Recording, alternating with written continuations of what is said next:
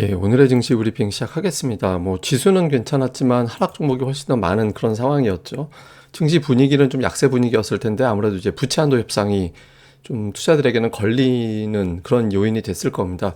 양측이 이제 금액 차를 좀 좁혔다라는 보도가 나오긴 했는데 어쨌든 연휴 앞두고 있는 상태에서 타결된 건 아니잖아요. 그래서 좀 불안함이 있었죠. 이걸 제가 간단하게 설명드리면 현재 쟁점은 재량 지출 1조 7천억 달러를 어떻게 할 거냐. 이게 의무 지출이 있고 재량 지출이 있는데 재량 지출이 의회나 이제 정부에서 이제 지출할 수 있는 맘대로 지출할 수 있는 그 규모를 얘기하는 거거든요. 근데 현재 백악관 쪽에서는 이걸 유지해야 된다. 다음에 이제 공화당 쪽에서는 1,000억 달러 정도 축소해야 된다. 이렇게 지금 엇갈려 있습니다. 근데 로이터에서는 한 700억 달러까지 의견을 접근했다라는 보도도 있고 또 다른 보도에서는 이제 그 부채 한도는 높여주되 2년 동안 지출은 동결하는 그런 그 이야기들도 좀 나오고 있다. 또는 축소하는 걸로 얘기가 나오고 있다. 하여튼 여러 가지 안들이 나오고 있습니다. 근데 어쨌든 지금 자꾸 의견들은 조금씩 좁혀지고는 있는 것 같아요. 근데 결과가 나온 건 아니니까 투자자들이 이러다가 6월 1일까지 결과가 안 나오면 진짜 이상한 일 생기겠구나. 이런 걱정이 있어서 일부 업종을 빼놓고는 전반적으로 좀 매도 우위에 서는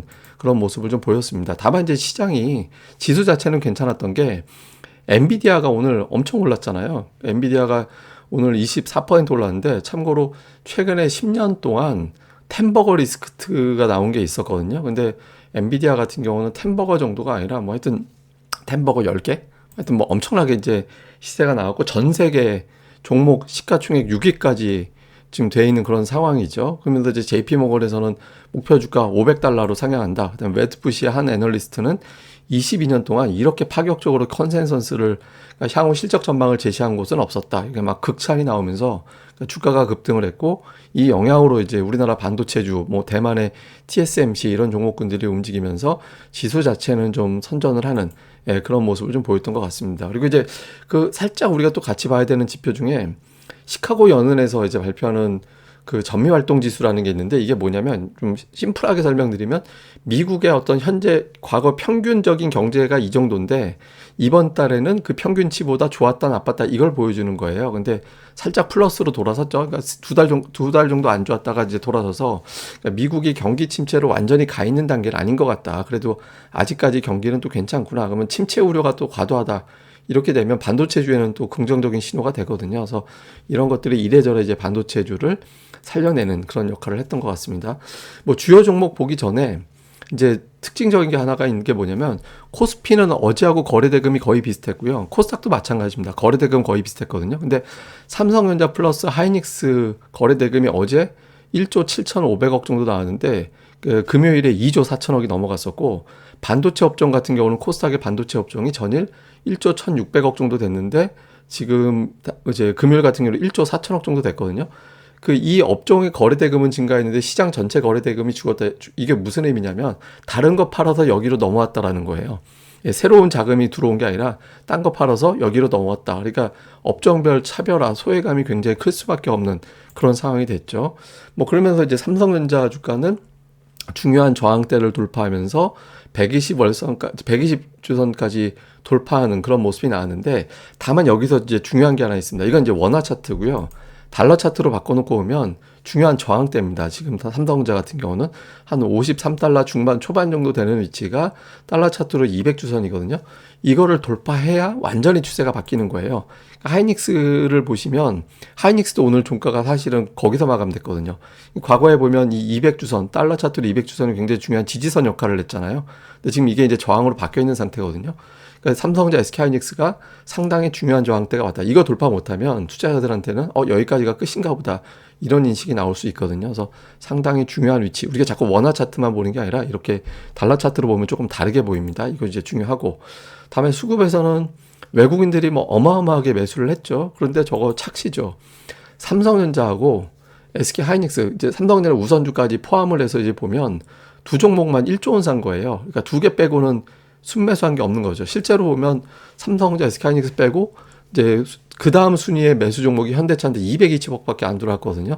그러니까 오직 그냥 삼성전자, 하이닉스 반도체만 봤다라는 거고 기관 같은 경우는 이제 거기다 대고 매도할 수밖에 없었던 게 이제 금융투자가 매도로 잡혔으니까 제가 금융투자는 이번 주에 매도 사이클 가능성이 높다. 그러니까 다음 주 초반 넘어가면 아마 금융투자 좀 또 매수로 바뀔 것 같은데 이제 그러다 보니까 왼쪽에 이제 시가총액 상위 종목이 대부분 다 이제 왼쪽에 들어가 있죠. 근데 그 와중에 뭐 대덕전자, 이수페타시스, 뭐 LG이노텍, 다음에 삼성중공업, DB하이텍 이런 것들이 좀 매수에 들어가 있는 거는 좀 주목해 볼 만합니다.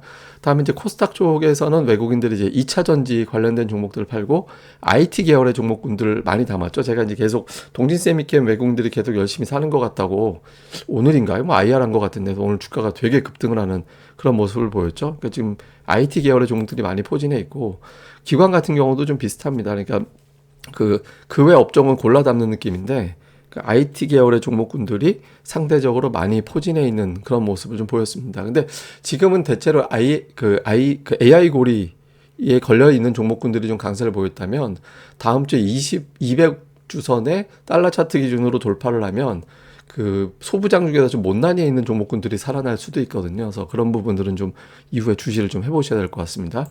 자, 이슈를 보면 연휴 기간에 부채 한도가 타결이 될 거냐. 사실 대부분 다 타결하지 않을까라는 기대감에 오늘 매도가 나오긴 했지만 이제 전체 매도가 뭐 투매 같은 매도가 나오진 않았거든요. 그래서 이제 근데 이게 이제 타결되려니 한 건데 여기 이제 뒤통수 치면 다음 주에 좀 이상해지는 거죠. 그다음 앞서 제가 이제 전매활동 지수 보여드렸지만 지금 경기 침체라는 신호는 없어요. 그러니까 신호가 아니라 그 지표는 별로 없습니다. 근데 침체에 대한 얘기가 워낙 많이 나오는데 이제 이게 부채 한도 협상은 사실 단기적인 이슈잖아요. 요거 지나가고 나면 경기 침체 가지고 얘기할 거거든요. 그래서 이 경기 침체에 대한 단어가 다음 주에 메인 재료가 될 거냐. 요거 좀 주목해 볼 필요가 있습니다. 요거 제가 이제 아직 시작된 건 아니니까 설명 따로 드릴 거고. 그 다음에 지금 반도체가 사실상 메인 종목이 됐잖아요. 2차 전지, 엔터, 그 다음에 이제 이번 주는 이제 반도체가 됐는데, 반도체가 사이클이 이번에 좀 길게 나왔습니다. 근데 잘 봐야 되는 게 예탁금이 살짝 다시 늘어났거든요. 2차 전지가 강세 보일 때 예탁금이 붙어 들어오면서 2차 전지 가네? 그래서 증시에 자금이 들어오면서 2차 전지가 외국 기관이 팔아도 올라가는 그런 현상이 나타났었거든요. 그래서 요게 이제 계속 예탁금이 좀 붙어 들어오는지 요걸 좀 주목해 볼 필요가 있습니다. 그래서 오늘 뭐 특징주는 다른 거 얘기할 필요는 없는 것 같고, 자, 이건 뭐냐면 삼성전자 원리입니다. 제가 이제 수박, 참깨 그 차이라고 말씀을 드리는 게 삼성전자 시가총액이 419조 원이고 외국인 지분이 52%, 뭐 LG에너지 솔루션하고 쭉 비교를 해드렸는데 이게 만약에 외국인 지분율을 감안해 볼 때 지금 주가 대비 10% 올라가 버리면 외국인들이 얼마를 버는지 삼성전자는 10% 올라가면 24조 원이 이제 추가로 그러니까 보유 가치가 올라갑니다. 근데 LG에너지 솔루션은 10% 올라가 봐야 외국인들 지분 가치 플러스 나는 거 1조 원밖에 안 돼요. 하이닉스 한 4조 원 되고 포스코홀딩스가 그 난리가 났던 종목인데 이것도 10% 올라가 봐야 외국인들 버는 종목은 1%, 그러니까 100% 가까이 올라가야 이제 10조 원 벌까 말까거든요. 그러니까 외국인들 입장에서는 장만 뒷받침되지면 삼성전자 가지고 돈 게임 하기가 되게 재밌습니다. 그러니까 근데 그게 장에 받쳐줘야 되잖아요, 환경이. 근데 제가 계속 말씀드렸던 게 연초부터 말씀드린 게 삼성전자가 턴을 하면 그 전에 주가가 40% 올라간다. 제가 이거 제 방송 보신 분들 한 5번을 말씀드렸던 거예요. 그러니까 이제 그 환경으로 가고 있는지. 근데 잘 보시면 40% 이상 올라간 적도 없어요. 40%대 이상. 예, 그러면 이제 말 바꾸면 뭐냐면 현재 삼성전자의 기대 수익치를 좀 계산해 보시고 삼성전자보다 이렇게 올라가는 환경에서는 이제 삼성전자 말고 이제 거기에 따라붙는 뭐 소부장 관련된 종목군들이 더 좋을 수도 있잖아요. 그러니까 삼성전자가 우선 더 갈 수 있는 수급이 되는지 첫 번째. 그 다음에 그 환경이 조건이 된다라면 삼성전자도 좋지만 거기에 이제 붙는 어떤 다른 종목군들의 기대 수익이 더 높을 수 있으니까 이런 걸 보자. 근데 더 먼저 제가 앞서 말씀드린 대로 외국인들의 매수가 지속성을 갖느냐. 그다음에 경기 침체 프레임으로 가면 실적 턴에 대한 기대감이 뚝 떨어지게 되거든요. 그래서 침체에 대한 이슈가 올라오느냐 이 부분을 좀 잘 살펴보시는 게 중요할 것 같습니다. 그러니까 외국인들 입장에서 이렇게 수박 한 바퀴 구르는 게 참깨가 몇백 번 구르는 것보다 더 좋잖아요. 그러니까 외국인들 입장에서 삼성전자가 가주면 자기들도 좋아요. 근데 이제 그런 환경이 되는지가 중요하겠죠. 예, 그럼 또 오늘 하루 잘 보내시고요. 주말도 잘 보내시고 저는 또 다음에 뵙겠습니다. 늘 말씀드리지만 구독하기, 좋아요 꼭 부탁드리고요. 그리고 자세한 내용들은 제가 또 아까 조금 전에 말씀드렸던 이런 차트라든가 이런 거나 뭐 미국 종목 중에 뭐 템버거 종목 리스트 이런 거 제가 열심히 또 올려드리니까 고릴라 리서치 많이 접속도 부탁드리겠습니다. 네이버에서 검색하시면 됩니다. 감사합니다. 그럼 다음에 뵙겠습니다.